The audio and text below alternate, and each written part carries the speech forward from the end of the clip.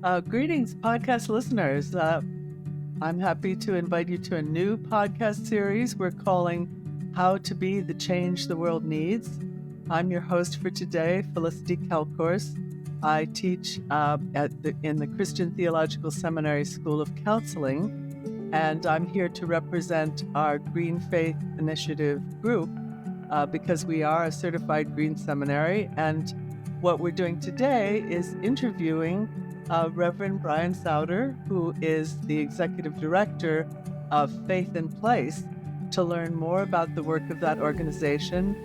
We intend this podcast series to be educational for people who need some encouragement about what's going on in the world and how to make things better than they are now. And I'm sure that that's a lot of what Faith in Place is all about. So to say a little bit more to introduce Brian before I turn it over to him with some questions. Reverend Sauder is ordained by the Mennonite Church USA and also serves as an adjunct professor at McCormick Theological Seminary, Lutheran Theological Seminary of Chicago, Garrett Theological Seminary, teaching public ministry courses for future ministers and faith leaders, organizing for environmental justice. And I will mention that here at Christian Theological Seminary, we also have a concentration in justice work. So I think lots of seminaries now are realizing that, justice and ecological concerns go hand in hand. So turning it over to you now, Brian, if I may. Absolutely. And I'm happy to speak to a fellow Peace Church person. I'm a Quaker myself, so how to do what the world needs for peace and justice. Tell us about how you came to be doing what you're doing now. Well, wonderful. Well, first, let me just say it's just a joy to be with you all and to have this conversation. I really appreciate the invitation. I grew up in a historic Amish Mennonite community in central Illinois, Tazewell County. The community is named the Apostolic Christian Church of America. So it's a community that's had different iterations throughout its Anabaptist history. As you know, Felicity, the Anabaptist movement, the Low Church movement, is entrepreneurial. So throughout history, when people had disagreements, they started with different versions. So I grew up in the Apostolic Christian Church of America, and what I loved, I grew up in the country. I loved being outdoors growing up. I found a peace in the woods. I think there were a lot of demands of conformity on me in the community that I grew up with. It was a place where you were expected to be a certain type of individual as you followed Christ. And I found a deeper gospel and good news in the woods growing up. Trees telling me that I was okay. And that sparked a passion for me to think about as a young boy, how can I spend my career outdoors and in the woods? I knew nothing of, or very little of the environmental movement at the time. I knew nothing of climate change. I just knew I liked to be outside. I'll also just add in, I have a corn and bean allergy. And so as I was, my uncle took over the family farm, and I thought, well, farming is not really for me because I don't want to be puffy in my face and sneezing all the time. And in high school, I worked for a diesel mechanic working on combines and tractors, and I loved working with my hands. But that allergy sparked my imagination to think about something different. So I took the brave step at that time to go find out about a fisheries biology option in the environmental science studies at the University of Illinois, the big university down the street, about an hour and a half drive. And so my parents took me to that university, and I met with a fisheries biologist, and he kind of laid out what a career working with trees or fisheries or ponds or streams could look like for me. And I thought, I'm gonna do that. So I took that brave step for me at the time to enroll in environmental sciences. The audience have to understand that for me, most of my peers that were also, from the same community, when they went to college, they were studying engineering or accounting or agriculture. So it was a different experience to go study environmental sciences, and maybe a cause for my grandparents' concern of like, what is this? Are you ever going to make money doing this? Yeah, Did you get your family? And also environmentalists where I grew up were those people who caused unnecessary bureaucratic sort of Oh, yeah. regulations who haven't been out to a farm field before, and yet they have all the power. Uh, Wow. So that split that we're dealing with now between the rural people and the government people, y- right? That's interesting. Yeah. yeah, absolutely. Yeah. Yeah. And I think the difference in my studies is it was true. I think Grandpa was right to be concerned. In my classes, we were talking about big issues like climate change, like environmental pollution, like world hunger, or worldview type of issues. Whereas in the engineering and accounting degrees, it's more technical. You're not talking more about those big picture issues. You're talking more just the math and hard sciences to do things. And so I was having a very different experience. But I will tell you that I became swept up in the spirit in one class. I can remember we were talking about climate change and particularly the impacts of climate change on the most vulnerable populations in the globe. And I just became enraptured with, wait a second, I'm living my faith to serve the least of those among us. And yet I'm learning about these impacts to the least of those among us. And I don't hear about this in my church setting. And so that moved me quite profoundly, and led to quite honestly many years of confusion trying to sort out that identity because I didn't feel at home with environmentalists and my environmental colleagues, in school. My evenings were spent going to hymn singings, raking leaves for the elderly on the weekend, going to church services, worshiping. Was a different sort of undergraduate college experience than most of my environmental science classmates. But then in the church community, I was also struggling with raising issues of environmental concern and not being understood in that sort of way. And that took me a while to sort that out. But it captured me. It captured me in wanting to have a deeper understanding and integration of my faith and environmental concerns. Long story short, if you can't tell, Felicity, I'm a preacher, so I can just kind of ramble for a while. But long story short, that did end up with me leaving that community. I had a very wise elder of the community really encouraged me that I could pursue these things, but I was always going to just be hitting my head against the wall if I stayed within the community to do that. And so I found myself into a very progressive Mennonite church in Champaign-Urbana, Illinois. At the time, I graduated from my environmental sciences degree and I went into seminary, a small seminary in Champaign-Urbana called Urbana Theological Seminary. And I really focused my MA in religion on Christian environmental ethics. And as a part of that, because I grew up with gardening as a major chore, we had large gardens in our yard in the country. I got this idea of like, wow, I'm going to go start some garden projects at different faith communities across Champaign-Urbana and use gardens as a way to get to know new people, build trust. There's nothing more that builds trust than sweating in the sun and getting your hands dirty and doing the hard work of weeding and tending to a garden And watching things grow. and watching That's things grow and then also yeah. just enjoying the fruits of the labor as well. Mm-hmm. So I started a bunch of garden projects in Champaign-Urbana while I was in seminary. And the Mennonites heard about that and they said, well, come tell us about this garden project. And I said, okay. And I came and told them about the garden project. And they said, well, let's do a garden here on our property, but let's do it in partnership with the Mosque and Islamic Center next door. And we Wow. started a project called Muslims and Mennonites Planting a Peace One Seed at a Time. Oh, And that well, got yeah. some news attention and Faith in Place at the time was a Chicago-based organization, and so their team reached out to me and said, "Hey, we're cheering you on. By the way, there's a job opening. We want to expand beyond Chicago to downstate. Maybe you should consider it." And I was just blown away. I was like, "Wait, I could get paid something to do this work that I'm passionate about." Yeah. I was lucky enough to get that first regional outreach position with Faith in Place, Yeah. and that's how I got my start. By the way, that in that Mennonite church so captured my imagination and so supported me, and it felt like home because we had Well, the principles of peacemaking and justice. We had I, the sense of community, but there was also the demand wasn't so much of conformity. The demand was authenticity. We expect you to be your most fully authentic self to there pursue. you go. So by following your bliss, you got your perfect job. Yeah, absolutely, Yeah. absolutely. So that's the long story of how I got caught up in the work that I do today. Yeah.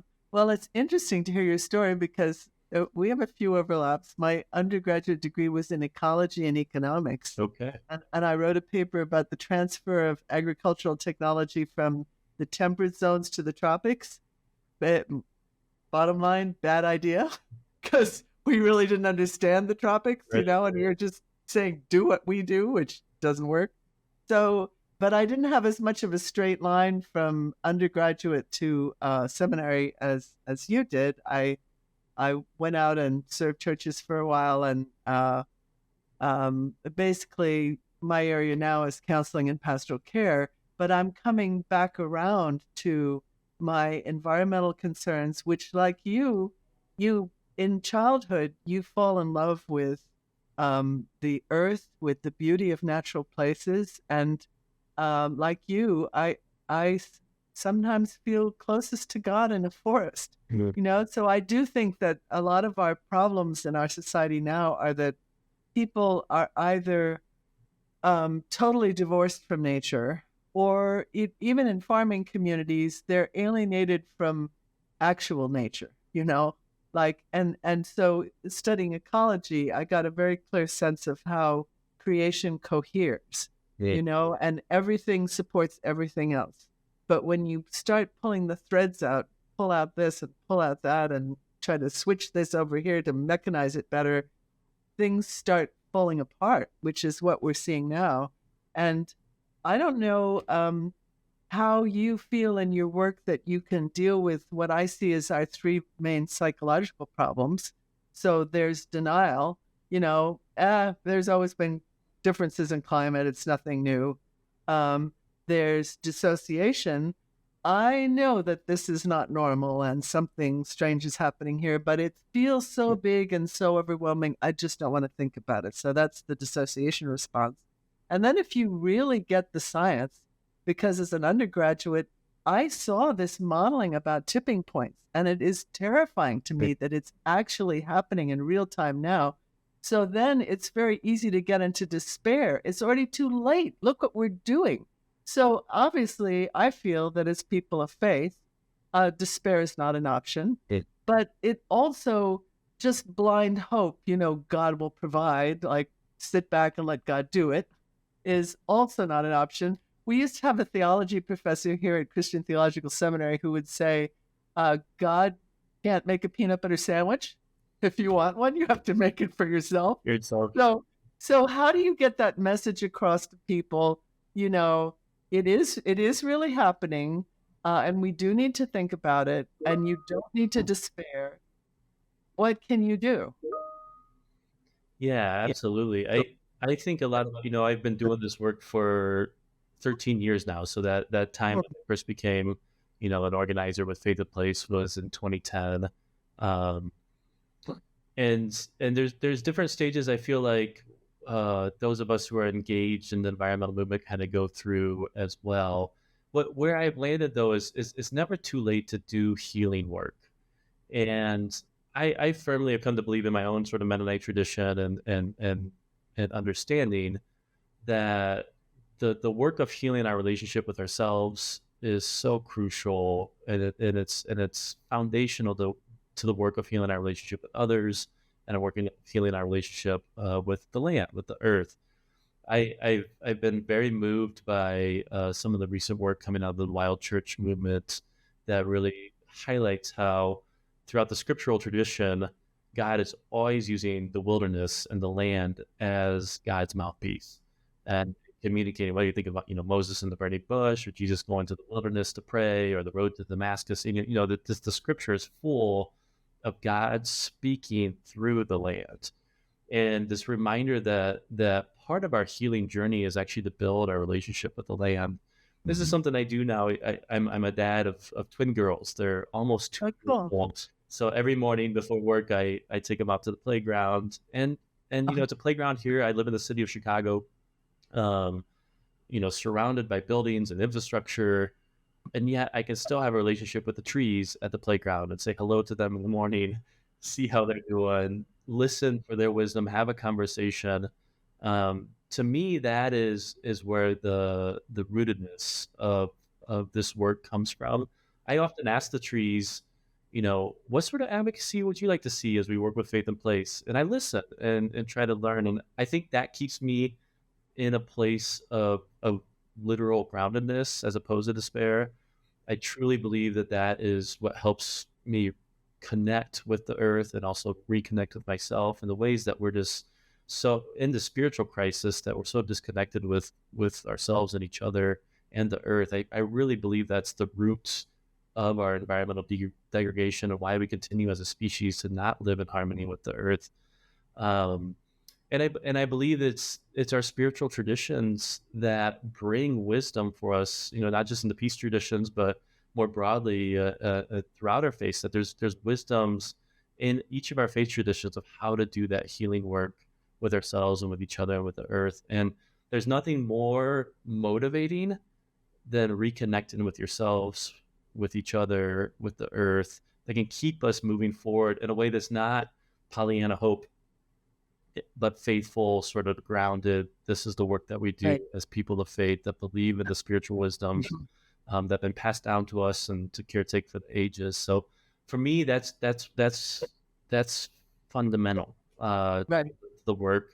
And also, I will tell you, environmental activism is exhausting because we are Yes. fighting oppressive systems that are bigger than us. But to keep it grounded in our faith traditions, that's where it's nourishing, sustainable, and profound in those sort of ways. Yeah, and we have tried to do a little bit of that as the Green Seminary. We had one event before COVID where we invited local activists in to worship with us and then gather for a free meal and just share with each other what they're doing, because I think it can be very isolating, you know? Absolutely. You've got your organization that's working on your goals, and sometimes you feel like you're alone and not making the progress you want to make. But to realize that we have a movement, that people get the need for us all to work together to support each other in communities as people and support our connection to the earth, and all these things come to go together.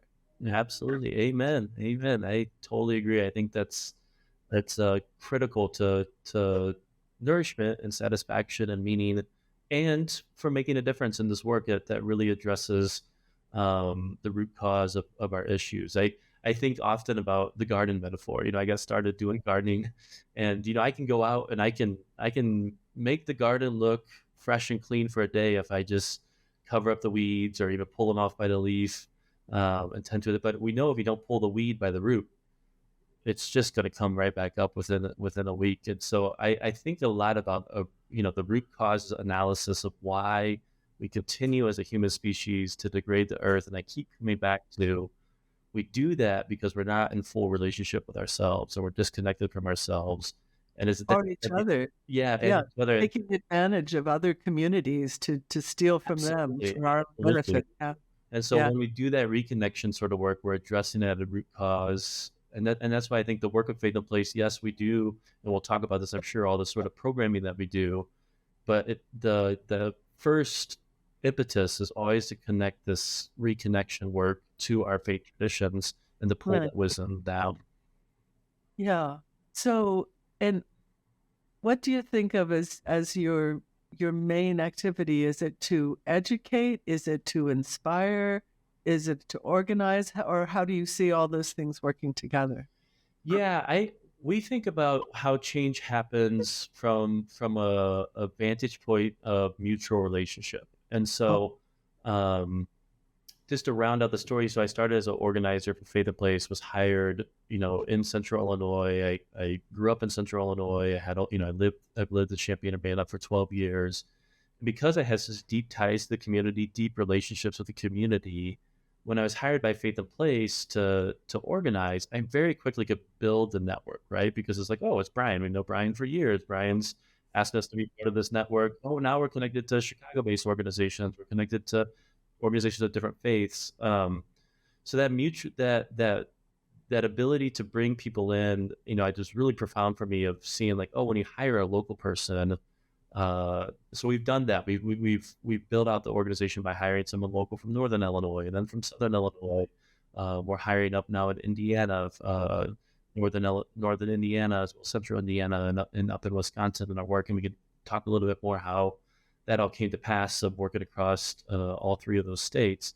But the work then of that local messenger is then to build relationships with faith communities. And what we found over the years, the best way to do that is to start green teams.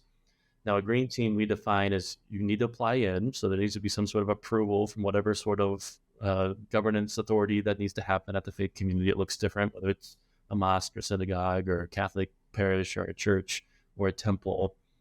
Need to have at least 3 people committed. Our green teams range from 3 people to some of our large ones have 20 people on the green team. The green team's committed to meeting monthly, but also building a relationship with that local outreach staff person. That staff person becomes their coach.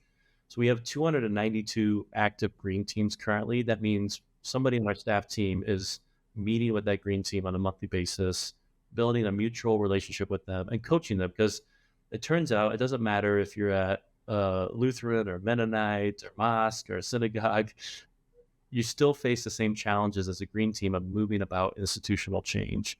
And so what we do as coaches with those green teams is we set a vision.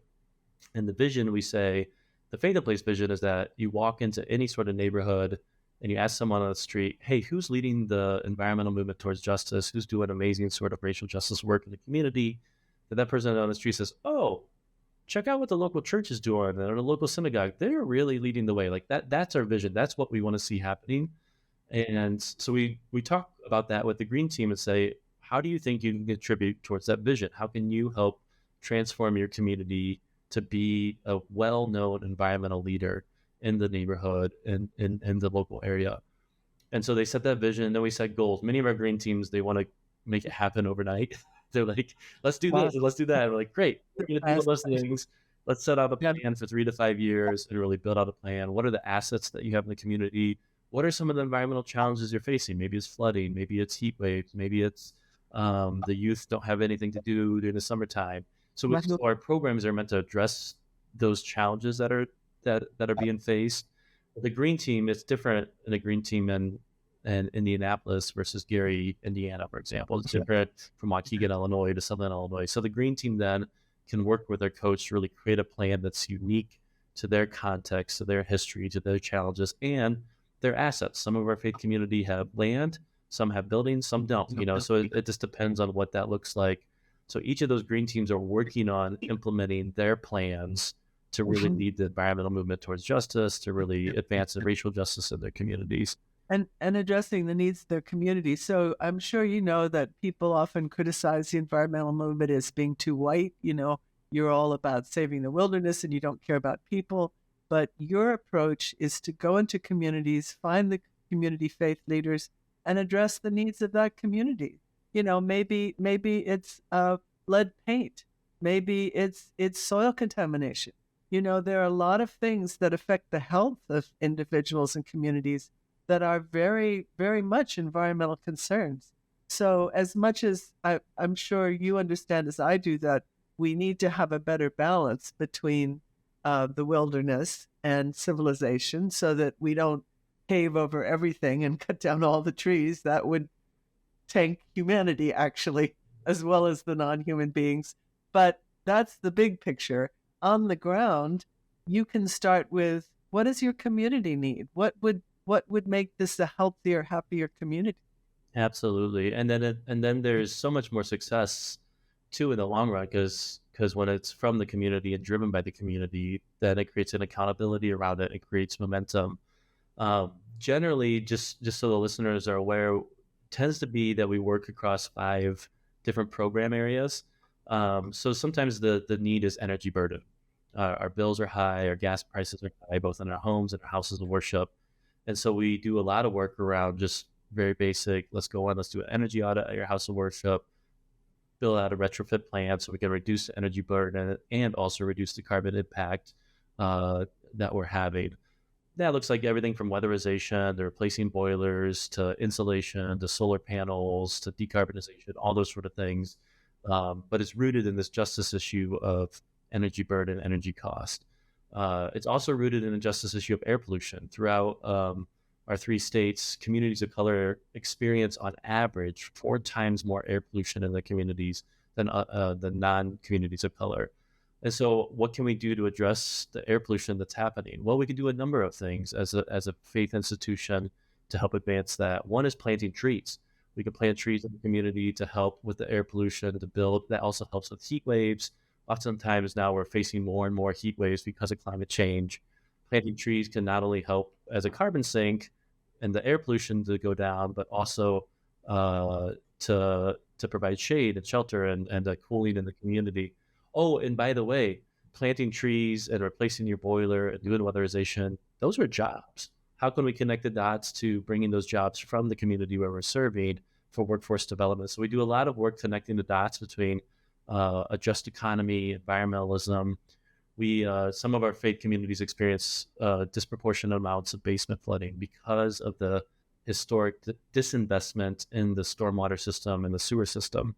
And so we do some rain garden projects where we build rain gardens using companies that employ people who are returning out of prison or Hmm. returning residents, is what we call them. So all of a sudden Oh, we're connecting the great. dots between mass incarceration, environmentalism, and a just economy right there with a local faith community doing that justice work.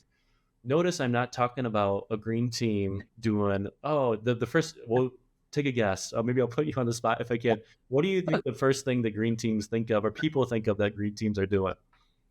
Let's see. I don't know, planting flowers. I don't know what It's they a think. really good guess. Usually it's immediately about recycling. Well, let's set up the recycling bins. Oh, Here's a, recycling, which is such a mess in America. it's just, I've seen how they do it in Japan. I've seen how they do it in the Netherlands. right. We seem to think that you can just throw stuff away and there are no consequences to that. Right. And then I'm sure, as you know, there's the racial justice piece of that too, right?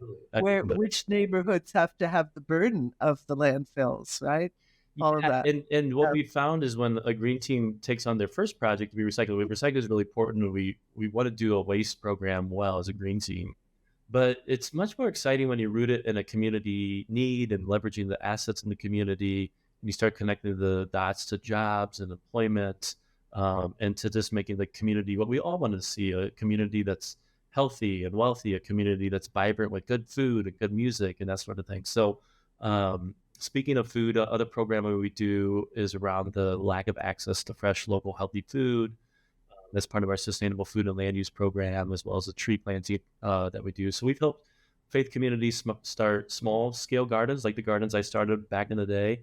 So some of our faith communities who have land have done large scale sort of CSA farms where they're giving 20% of the produce grown to the local food pantry, doing cooking classes, canning classes, really decreasing the barriers of access to healthy food. And we get folks outside too. We do uh, let's go check out the local park, the local forest preserve as a faith community. Let's get a birder to go out with us so we can learn about the solidarity with the birds and with the monarch butterfly that flies through the Midwest on its migration journey. We have a youth program for our high school youth to do intensive become environmental justice leaders as high schoolers to really just amplify their voice that's already leading the way around these issues, but help them think through environmental careers that they can go pursue in college. We have a year-round high school youth program as well, where they continue to update each other on their projects. And then all of this is, living out that faith in place. Like how do we become the environmental leader in our communities? We do know, though, that because the scale of our problems are so magnificent that we need to be working on a systemic level, and that's where our policy advocacy comes in. So our Green Team Network participates in local advocacy, state level advocacy, and federal level advocacy initiatives across all three states. So in Indiana, Illinois, Wisconsin, we're very active at all the state legislatures there. But then also working with our congressional delegations too to advocate around things like the Farm Bill that's coming up, or making sure the Inflation Reduction Act and other sort of federal legislation, those dollars get back to the community, so that we can do a lot of good work. So the Green Team Network is doing just amazing, inspirational things rooted in their faith, rooted in their community, and rooted in advancing environmental and racial justice. And so, to your advocacy point, how to keep representatives informed, the fact that insurance companies are raising their rates because of climate change disasters, everybody should be concerned about that, right? How are we going to protect our community, our city from floods, from heat waves, all the things that are already happening? Just because it hasn't happened to your community yet, you can see it happening all around you. How are you going to protect and be prepared for what is already happening, and realize that that is a community need that every representative should be thinking of on a cost basis, if nothing else, right? It's Absolutely. expensive to clean up after disaster. So we have two organizations. One is Faith in Place, our 501c3, where we have this vision of empowering our faith institutions to be the environmental and racial justice leaders in their community. We also have a separate organization called the Faith in Place Action Fund. This is a 501c4 membership-driven organization where we do all of our lobbying work, as well as some political endorsements, separate boards, separate books, separate websites even. Faithinplace.org is a C3, faithinplaceaction.org is a C4. But that's where we have our policy platform. And the vision there is that you talk to any legislator about an environmental issue, and they say to you in response, well, let me check with my Faith in Place green teams in my district, because they're the ones that are leading the way for environment. And I need to check with them whether I should support or oppose this bill. So we're trying to build that out on that side, so where we have education for our legislators to understand these issues and how important they are, but also some accountability so that when they run for office, they're thinking about, wait, do I have the Faith in Place Action Fund support in this because I need them? They're a strong voting bloc. They have grassroots power in that way. So we'd invite the audience to check out both organizations, depending on where get in where you fit in, where it makes the most sense. But that's the work that we do. Do you have some recent successes you want to share with us about communities advocating for what they need and getting a response? Absolutely, absolutely. One of the biggest successes we've had, and this is in Illinois, is our Green Team Network was really passionate about, yes, we need to create more solar, more wind, more energy efficiency in Illinois, but we need to do that in an equitable and just way. And we need to do that where we're tangibly employing people coming out of prison, so that because we know that the best thing that can keep someone from returning to prison is a career, a good paying job, stability. And so if we Yeah. can provide that for them, and it's so hard to get a job when you have a record. Yeah, I'm sure you know how many barriers there are to There's so many people barriers. coming out of prison to re-enter society, and no wonder there's recidivism, because what are people supposed to do when they get out of prison with nothing? Absolutely. Yeah. Absolutely. So we passed some legislation in Illinois to create what we call the Solar for All program.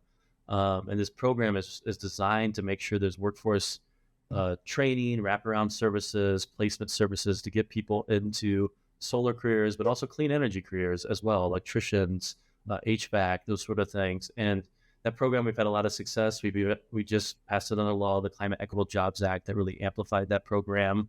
But that's something that the Faith in Place Green Team Network has said, look, we have an issue of recidivism, mass incarceration in our communities. We have an opportunity for more green economical development to advance what we want to see as a healthier community.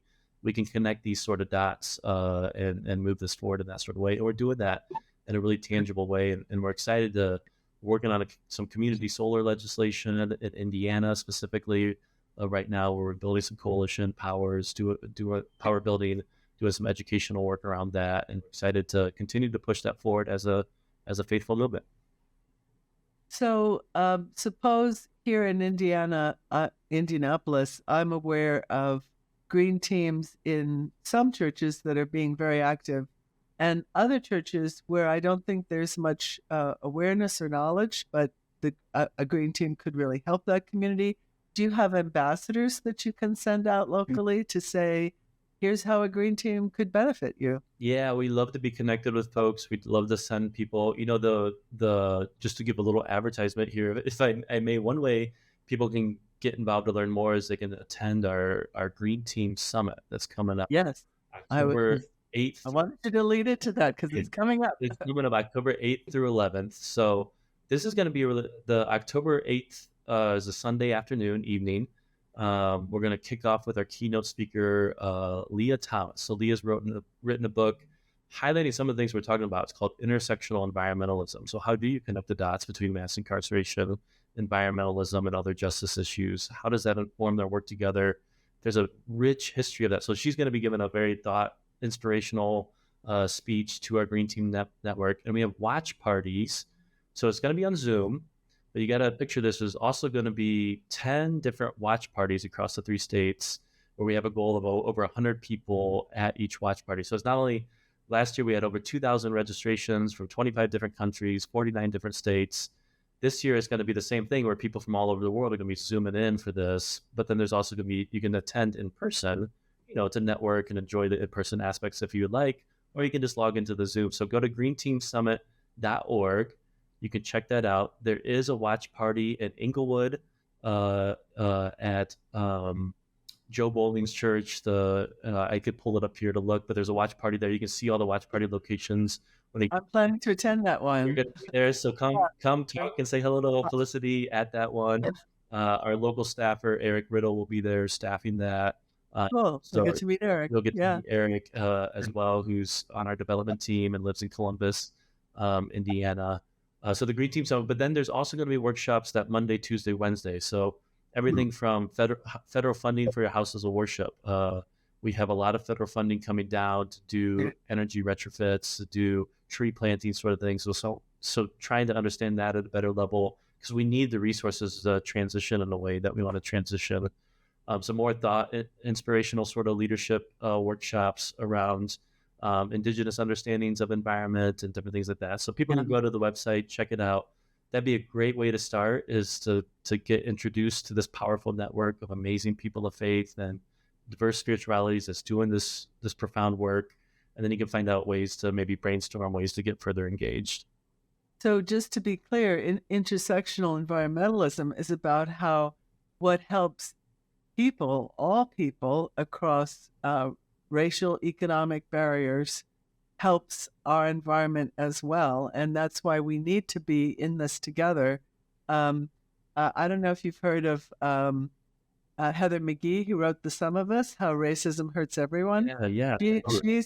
She's doing a presentation here soon, October 3rd, and she has a very powerful message that if you want to change so many of the things that are hurting our community, bad schools, lack of health care, environmental issues, we all have to come together.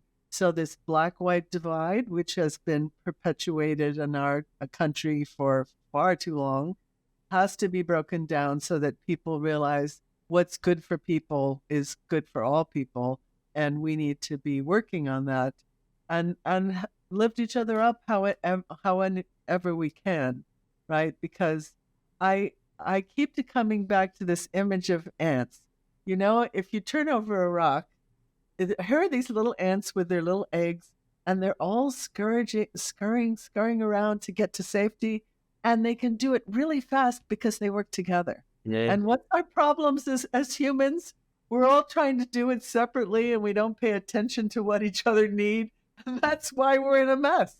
If we could just be as smart as the ants and say, we all have to do what we can do to make a better world and peace, justice, it can happen, But coming together is what it takes. We can't do it individually. We can't do it in separate parts of society that don't talk to each other. We have to be doing it together. So I'm very glad you said to send people to the Faith in Place Green Summit, because that's easy to find if you Google. And I asked you earlier, I'm glad to know that this will also be recorded. So if people can't watch in real time, Sunday, October 8th, and that evening through Wednesday the 11th, you can have a watch party. You can watch over Zoom, which is a great way to bring everybody in without a lot of travel. And you can watch it after the fact, right? You'll have it archived Absolutely. On your website. So, yeah, I it's interesting. I like to think that, yes, people need to do what they can do, but God is leading us in some ways. The pandemic was a terrible thing, and yet we learned from the pandemic that we have other ways to connect besides traveling and being in person. And so, the kinds of adjustments that come through disasters are actually teaching us some of the things that we really need to learn as humans, if we're open to learning, right? So I like to feel that although God doesn't cause the disaster, God is leading us to learn from the disaster, to respond in ways that will benefit us all. Amen. I'd like to close with just one quick story, if we have a few minutes, just Yes, please. Yeah. building off of working together and across lines and working in intersectional ways. So Faith in Place, has been an Illinois organization for the majority of its history. Hoosier Interfaith Power and Light's really been leading the way in Indiana for the majority of its history. And I want to give credit to Hoosier Interfaith Power and Light because they understood this notion, Felicity, of what you're saying is that we have to address our problems together and we have to do it across lines. And I'm sure people can chuckle at this, but one of the lines we face is a difference between a Hoosier and someone from Illinois. We have different opinions about each other, different sort of cultures, backgrounds. The Hoosier Interfaith Power and Light reached out to Faith in Place in Illinois in 2020 and said, look, we could do so much more if we partnered together. We're struggling in all of our sort of ways to support our growing faith-based network of people that care about climate change, that are advancing environmental justice. Let's partner together. And that launched a series of 2 years of conversations of what that partnership could look like and what it could be. And that's ultimately what led to Faith in Place being the Illinois, Indiana, Wisconsin affiliate of Interfaith Power and Light, all of us working together. The vision there has always been 1 + 1 + 1 = 5, which I know that's funny seminary math, but the vision is that we can do more together if we partner together than we can do as individual entities. And we're really seeing that play out. This Green Team Summit is just such a magnificent sort of thing where, because we're working across the 3 states, working with abroad, we have such momentum and energy of people wanting to participate, wanting to get involved. And you know what? We can learn things from each other. We learn so much from each other, whether you're a Hoosier or Illinoisan or Wisconsinite. We have so much to learn and teach each other in some ways, so many ways to walk together in our shared common land, common home, air that we breathe, food that we eat. It's really beautiful. So I wanted to close with that story because really big credit to Hoosier Interfaith Power and Light now as we're working as Faith in Place to Illinois, Indiana, Wisconsin affiliate of Interfaith Power and Light. We're truly doing more because we're doing it together. And so I just want to put in another plug for the Green Summit because I've been on your website. I've looked at your speakers. Leah Thomas's work in intersectional environmentalism looks phenomenal. And just learning together is so encouraging so we can overcome this sense of overwhelm and isolation. Grateful for all the work you're doing. And our goal in our podcast series is to help people know who's doing what and how they can get involved and maybe just take encouragement from the fact that people are doing something. What we find with our seminary students is they're really busy. They've got families, they've got full-time jobs, they're trying to finish a seminary degree. They don't have a lot of money. So they may not be able to do much because they're kind of overwhelmed with what they're already doing at this stage in their lives. But just to learn and to take that learning out into their future careers as leaders is very important. So you are leading the way for others to lead the way. And I think that's really critical. I think we're getting close to wrapping up here, but before we wrap up, I do want to give a shout out to our Green Faith Initiative, and especially our newest faculty member, Timothy McNish, who's our Hebrew Bible scholar, just about to defend his dissertation. Really exciting. So he's been behind the scenes making sure the tech works, and I'm so grateful for that because I've been trying to do this with Zooms that aren't wonderful, and he's raising the bar for us. And you can check out his podcast series because he's a veteran podcaster, First Reading, which is helpful for people to understand what the Hebrew scriptures in the lectionary are all about. So check that out if you're a preacher as well. So very happy to meet a fellow Peace Church leader. Back in the day, my husband and I served in Jamaica, West Indies. And, I just have a sense that we can act locally for the good of the world. And we must, because here in America, we're putting a heavy burden on the rest of the world. But the good news of that is if we can change, we can make a wonderful difference. So for the good of our communities, for the good of our world, there's a lot to do. And if we come together, we can get it done. So thank you so much for your time to tell us about your work and encourage and energize us all with the good work that you're doing. Well, it's my pleasure. Thanks so much for having me, and looking forward to partnering further. Okay, I'll be at the watch party. Thank you.